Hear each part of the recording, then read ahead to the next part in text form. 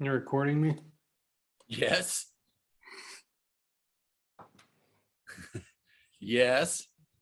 People don't believe it. Of course I'm going to record you. It's called evidence. Yeah.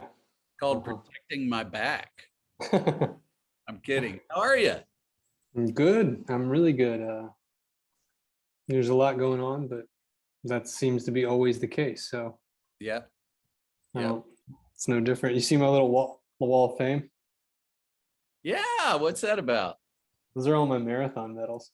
Marathon? Like full marathon? Yeah. Serious? Yeah. I'm running another one in Germany on the 24th.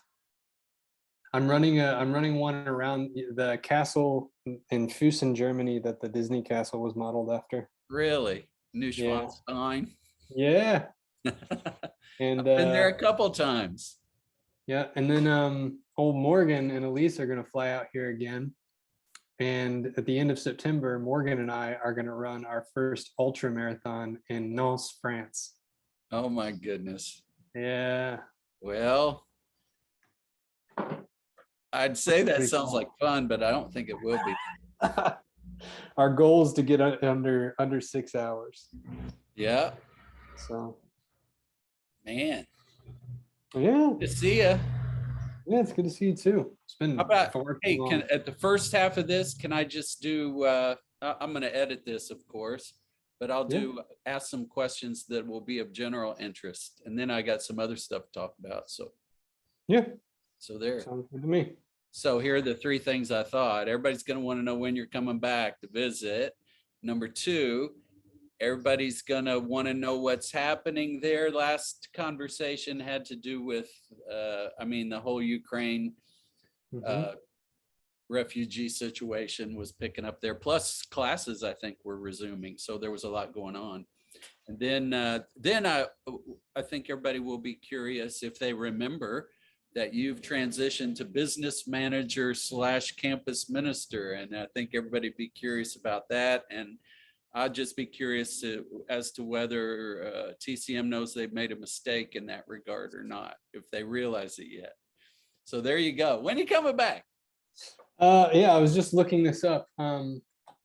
So as of right now, our plans for returning to the States in general, I'm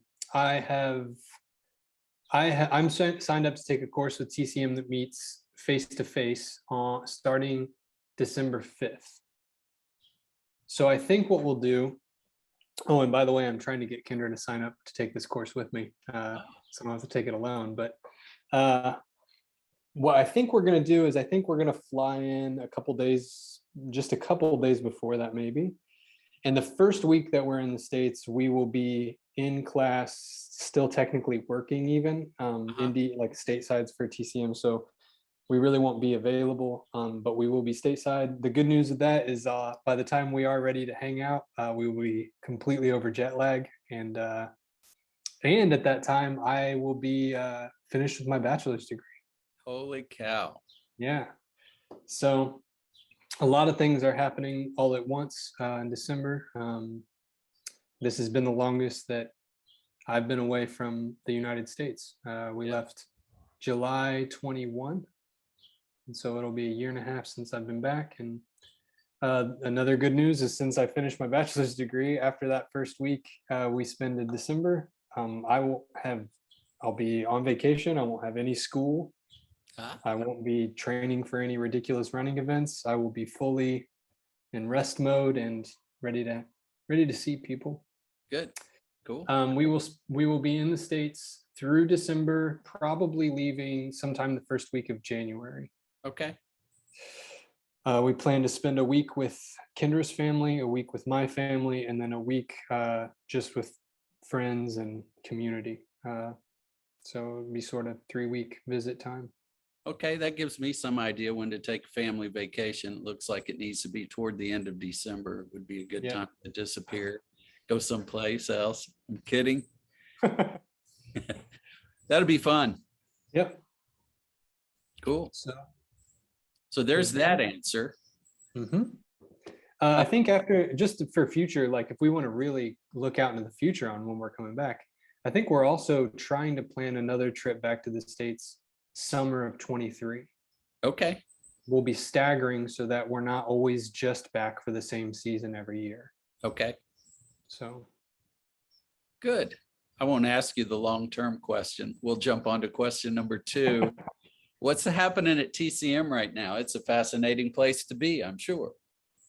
yeah, I think the last time we spoke, we were in the midst of housing a lot of guests from Right. Ukraine. Those numbers have slowed down drastically, not because the war is over, unfortunately, but because I think the people that are leaving have left. Yeah. And I think anybody, it's still hard to get out, but for the most part, people that are trying to transition into other countries are out. We even heard several stories of people going back, Yeah. like changing their mind and wanting to go back and like either fight for or just stay put in their homes. Yeah. We've had, I don't know, I've lost count. I could look up a count for how many, we call them safe nights. We provided for guests. It was in the hundreds. But basically what we were doing was we carved out a housing area on campus, and we left the entire area empty, and we stocked the common kitchen and bathroom with supplies. And then we created sort of a benevolence area, and we basically just left all of that open and ready. So even if we got a call at midnight, we could just let people in and the whole space was ready. That's cool. And then people were mainly coming through and going on to Germany and Italy. TCM students had created several pathways Right. through Ukraine, out of Ukraine, and through the surrounding countries. So yeah, it was sort of like a, from what I understand, it was sort of like passing people down the line, making sure they're taken care of along the way. Our church in Vienna here, New City Wien, set a lot of people up with permanent housing in Vienna. We were also a part of that, putting people up for a few nights if something needed set up for a better long-term option. And we also have 3 guests here permanently from Ukraine. Our librarian, Oksana, is Ukrainian, Okay. and her mother lives with us now. Okay. And she has been an excellent gardener. And I know that the Puzinian family appreciates the extra babysitter, as they have 3 boys. I know that we have another, one of our faculty members from Ukraine fled with her father. Okay. And I think we're just gonna, I mean, she already works for us, so I think this is just gonna be her new base of operations. And that was a harder trip because her father is well into his 80s. And that was the home he'd always been in, so it was hard for him to leave. But our family here keeps kind of transforming. Right. But the spirit of it all doesn't really change. It, people come and go, but yeah, our daily routines remain the same. We just include different people. So Right. What? Groovy. Groovy is correct. Did So you get, while we, yeah, go ahead. I was gonna say, did you have a lot of personal interaction with the people that were making that transition? It was sporadic, Yeah. because so many people came in the middle of the night and left early morning. People really were like fleeing. So there wasn't, it was, and even the interactions you do have are, some people are they want to talk. They're open to, you don't want to impose, but you always ask if they'd like to pray. And Right. that's sometimes very welcomed, regardless of their faith background. And other times, Yeah. you're just simply told no, and you respect that and pray on your own. Right. But yeah, I had several interactions, but like I said, a lot of these are just like practical, just Right. taking care of people, getting them through. We started we gave people gas money. I mean, every like diapers, Right. every time we had a request, we just went and stocked up on a lot of those things so that we didn't want people to have to ask. Yeah. So I would say when somebody comes from that kind of, when somebody's fleeing, they're still in a state of shock, I would say, right? I mean, they're not on their game. They don't know what's up with the life. So yeah, you basically just know the direction you're going. yeah. And so that was one of the reasons we stocked up on things, is you don't know what you need, Yeah. until you see it. So if we just have an open area of supplies and you see something, you're like, actually, we haven't taken vitamins, or whatever it is. Yeah. Uh, you know, yeah, we've had people's cars break down here, and for a while, our maintenance guy Slava was just washing people's cars as they came through. Like they'd sleep and they would wake up to a clean car, things like that. Anything we could think to do. But since that's slowed down, our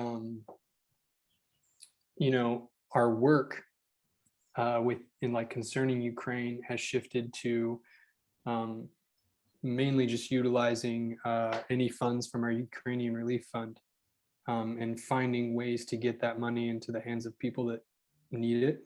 Mm-hmm. And not just money, but resources. We have a few professors that have taken vans full of supplies into Ukraine several times.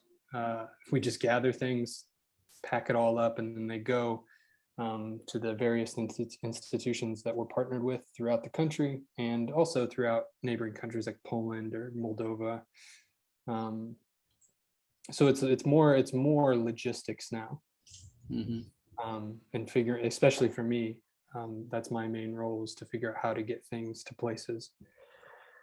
But outside of Ukraine, yeah, we've stayed busy with. Obviously, we're still housing pilgrims here on the Via Sacra pilgrimage. Right. With COVID restrictions lightening up a little bit, it has been a heavy pilgrim year.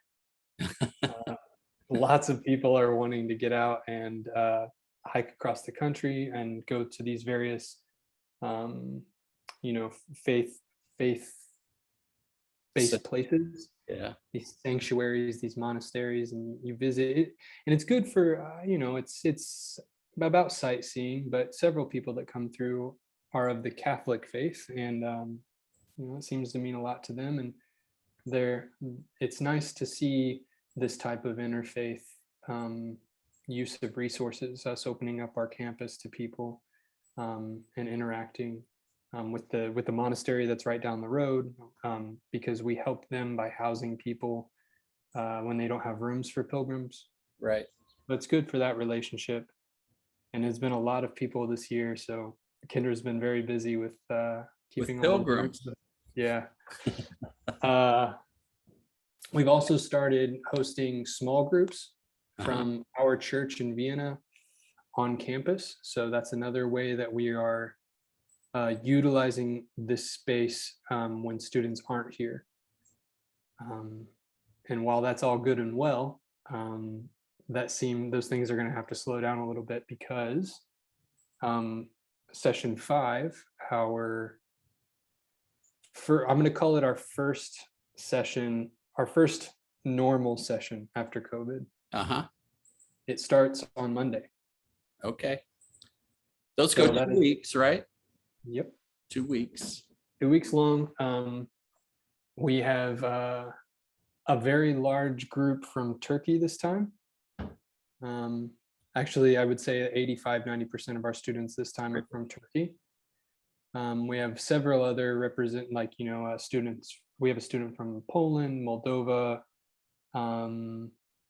Hungary, Latvia, Uh-huh. I'm actually really good friends with the guy coming from Latvia, so I'm pretty excited about that. Um, yeah, so it should be a good group. The big difference at the beginning of the year, we had a few soft openings, very few guests, but we didn't um, know exactly what to expect or how to do this with in mind with COVID and the restrictions that were still happening here at the beginning of the year. Um, since then, lots of those have lightened up, and so we're able to bring people in. The reason we waited this long was because of the war. Um, well, we have many students from obviously from Eastern Europe and Russia, and acquiring visas. Traveling here from Russia is a nightmare. Yeah. You have to go all the way. You have to turn around east and go down to Turkey, Okay. and then come up. And so it's a very long trip for anyone coming from Moscow or things like that. Um, so we've reevaluated a lot of financial things like reimbursements to students because Right. we don't like to have financial burdens on our students. So we've reevaluated a lot of those things recently. Cool. What's the class on? Do you remember? We have two courses happening this time, and using your magical editing skills, you can edit out the part where I'm looking it up right now. No, I'll leave that. I promise. Yeah, so one of them is disciple making with David Roadcup. He's from the US. Yep. And then we also have history of Christian theology taught by Soren Badurgan from Romania. Cool. So two classes this time, and then next session 6 starting August 1st. I think we have 5 courses. Uh-huh. It's going to be very busy here in August. So, and as to your new position as business manager, campus minister, that's going well? Yeah. Yeah, I'm gonna say it's going well. Okay. Uh, I'm sure it is. that's in light of yeah, I seem to like to do a lot of things at once. Right. So one of my I'll preface all of this with saying that one of my goals for 2023 is to not replace things as they fall off. So, I've been very busy working on obviously 2 degrees, working full time. Um, we're trying to be as involved in our church in Vienna as possible because I think it's really good for our health while we're here. Mm-hmm. And then on top of that, I have had to learn accounting Uh-huh.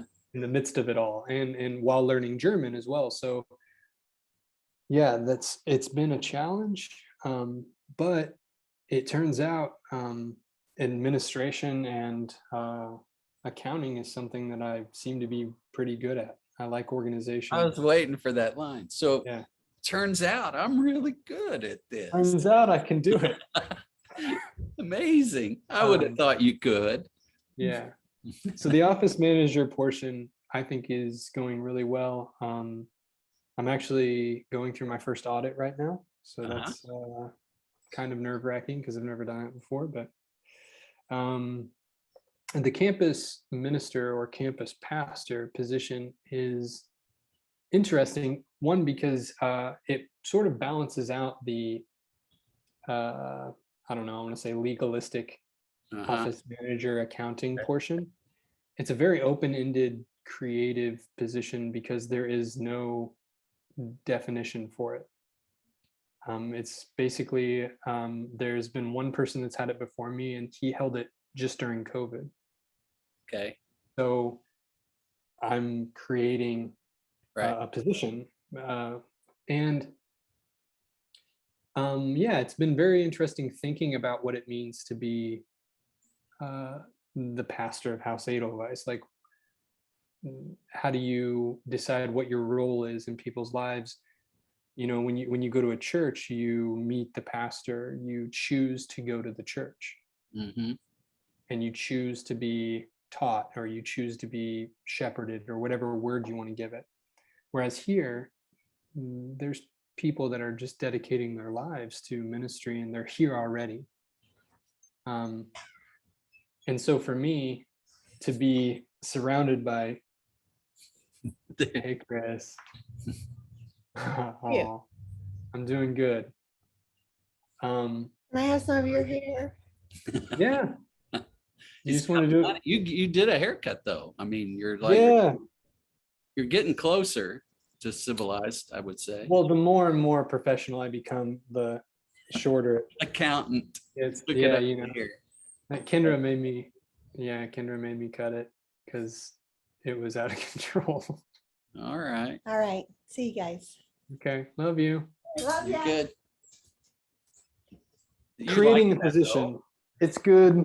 I think the role here is more of what they teach you, being a servant leader, finding places where people need assistance, but also being advocates for, like, being an advocate for staff here, in a space where everybody has dedicated their lives to serving. I feel like we have a tendency to uh, to sacrifice, which is good, right? But at a certain point, we might develop unhealthy habits of Yeah. overworking, or sacrificing in a way that might lead to burnout. So I find, as part of my role, I find it's relational, but also advocating for people when they don't want to say no themselves, Right. and finding out ways to increase longevity in staff members here, and speak into the lives of volunteers as they come through, along with every time there's a devotion or a prayer or anything like that. Campus minister will do it. Yeah, I got to experience the awkward, we've gathered to pray, and then everybody just waits and slowly starts looking to me. Yeah. There you go. There you go. Yeah.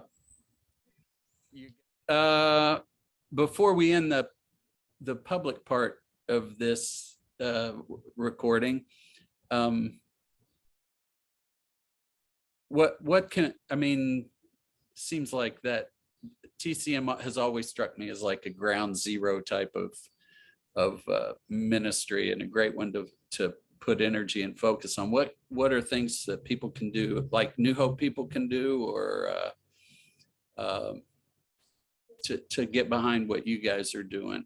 Oh, by the way, keep us on the books. I think we're definitely ready next year at some point to come over and take some people over for a mission Yes. cycle. So we've had several people now that are looking forward to that. So Good.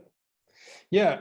As far as support goes, I think, well, yeah, I can't tell you how much I would love to see a New Hope group come here. you get to see Jonathan and Edith Yes. on their trip through. Yeah. That's If cool. you want to support TCM, you can start by taking a cruise down the Danube, and then I'll come pick you up and we'll have dinner together. That's There you go. a way that you could.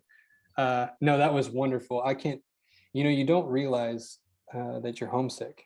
Honestly, like every once in a while I go through odd little things where I might miss a creature comfort, or I might miss like a certain person. But yeah, when John and Edith came, I like, as soon as I saw them and we started hanging out, I got very, very homesick, specifically for New Hope. Like you just start thinking about everybody. And so, yeah, so long story short, I miss everybody there.